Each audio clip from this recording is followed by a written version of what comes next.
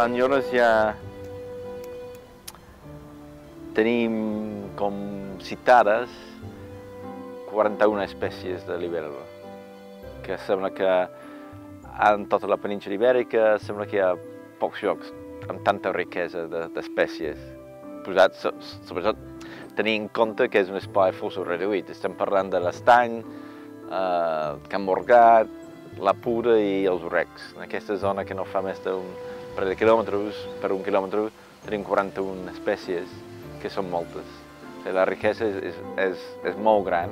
Quan tens un ambient com l'estany que és estable, això afavoreix molt les libèl·lules. Però a més tenim aigües corrents, tenim els recs que entren, el rec de Can Morgat, és un altre ambient, és aigua corrent. I aquí van altres espècies. I després amb les noves llacunes que hem fet, són més d'aigües més somes, més temporals, és un altre ambient. O sigui, tenim aquesta barreja d'ambients diferents que treu moltes espècies. Un apartat important dels projectes LIFE és aquell apartat que parla del seguiment científic. Són aquests seguiments científics que es fan per veure si les actuacions que s'estan fent dins del projecte són positives, o sigui, s'estan aconseguint els objectius que es buscaven o no. En el cas del projecte Estany, el que estem estudiant dins del projecte o fent aquest seguiment científic són diversos grups, entre ells, per exemple, el grup dels amfibis, les granotes i els gripaus, a veure com canvien al treure els peixos depredadors de l'estany. També tenim el tema d'un seguiment de les poblacions d'ocells, sobretot destinat als ocells aquàtics. Tenim seguiments dels macroinvertebrats aquàtics. Això ens serveix de dues coses, per veure la qualitat de l'aigua, veure quines famílies d'invertebrats hi ha, però també veure com canvien al llarg del projecte. És a dir, si teníem depredadors de l'estany, veure si canvien, si augmenta la diversitat d'espècies o no. A més dels macroinvertebrats aquàtics, també fem un seguiment dels odonats, de les libèl·lules. Es fa també un seguiment de la vegetació del fons de l'estany, veure quina distribució té, de les algues submergides, si n'hi ha moltes, si n'hi ha poques. I també fem un seguiment, entre d'altres, del cranc de riu americà. El cranc de riu americà és una espècie és un cranc que és bastant abundant a l'estany i que també preveiem que pugui variar les seves poblacions en funció de com vagin els resultats de les pesques de peixos exòtics. Amb tot això, amb tots aquests seguiments, el que farem és, al final del projecte, valorar o poder dir si ha funcionat o no el que hem estat fent.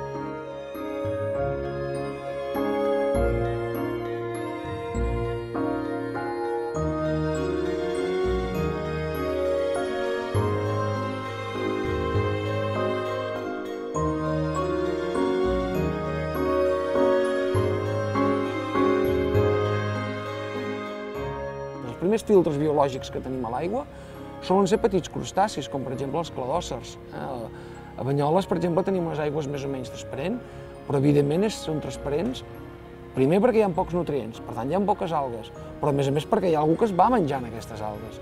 Si nosaltres, per al que sigui, eliminéssim aquests organismes, evidentment el que tendria a passar és que a Banyoles creixerien més algues, tindríem aigües més tèrboles, menys agradables pel bany, etc. De fet, a diversos llocs d'Europa, també aquí a Catalunya, a la Costa Brava, al Consorci de la Costa Brava, estan fent estudis per veure com la dàfnia, que és aquest petit crustaci que estem parlant d'1 mil·límetre, 2 mil·límetres, que és un filtrador, com pot utilitzar per millorar la depuració de les aigües. És a dir, incrementar el paper d'aquest invertebrat en el procés final tecnològic, si el volem dir-ho així, o biotecnològic, que seria la depuració de les aigües. Després de 4 anys de projecte, el que es preveu és que les actuacions que s'han realitzat d'eliminació d'espècies exòtiques tinguin uns resultats.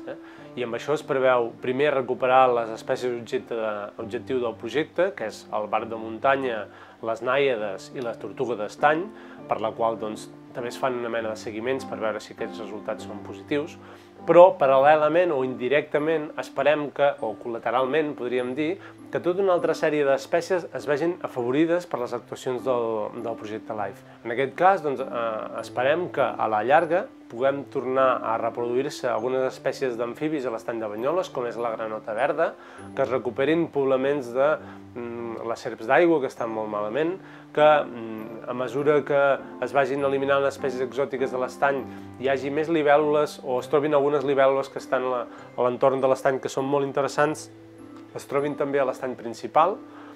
Pel que fa a la vegetació aquàtica, esperem, si eliminem tots els depredadors de vegetació aquàtica exòtics i totes les espècies depredadores, que hi hagi una recuperació de les algues, dels macròfits, del fons de l'estany. Això li donarà molta més riquesa amb diversitat d'espècies i amb diferent hàbitat per les espècies.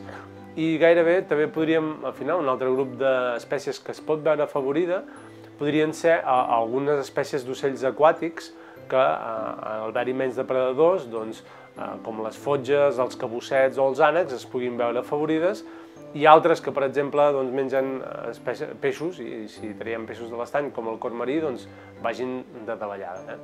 Aquesta seria la foto finish final que ens agradaria veure a l'estany, amb tota una recuperació general dels grans poblaments de fauna i de la vegetació de l'estany.